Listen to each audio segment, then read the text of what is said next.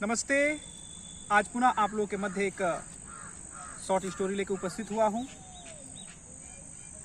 एक समय की बात है, एक कोर्ट में एक वकील साहब 46 स्वतंत्रता सेनानियों का केस लड़ रहे थे, जिन पे अंग्रेजों ने फांसी का सजा लगाया था। उसी समय एक कर्मचारी आया और वकील को एक चिट्ठी देके चला गया।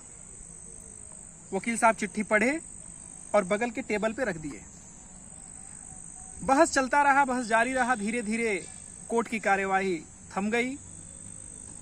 जज साहब उत्सुकतापूर्वक पूछे वकील से, उस चिट्ठी में क्या है? वकील कहे, इस चिट्ठी में मेरी पत्नी का निधन का समाचार है।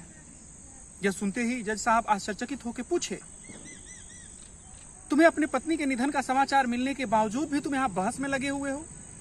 तुम्हें अपनी पत्नी के पास जाना चाहिए। वकील साहब बोले, मैं मेरी पत्नी के पास जाके भी उसे पुनः जीवित नहीं कर पाता, लेकिन यहां पे 46 स्वतंत्रता सेनानियों की जान अवश्य चली जाती।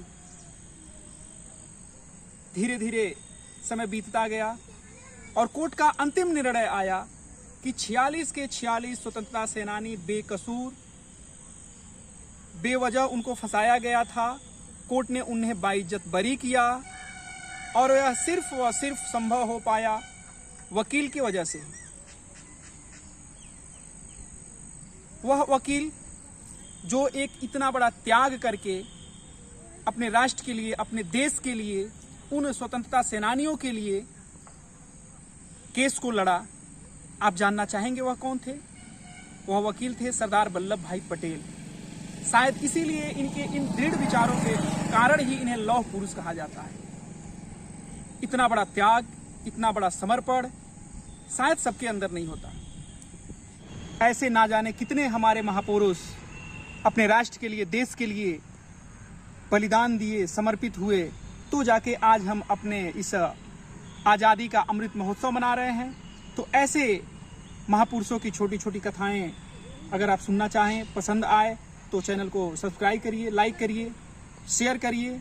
मैं और छोटी छोटी कहानियों के माध्यम से महापुरुषों के जो हमारे जीवंत एक प्रकार से परिचय है आप लोगों के मध्य रखने का प्रयास करूंगा। नमस्ते, जय हिंद।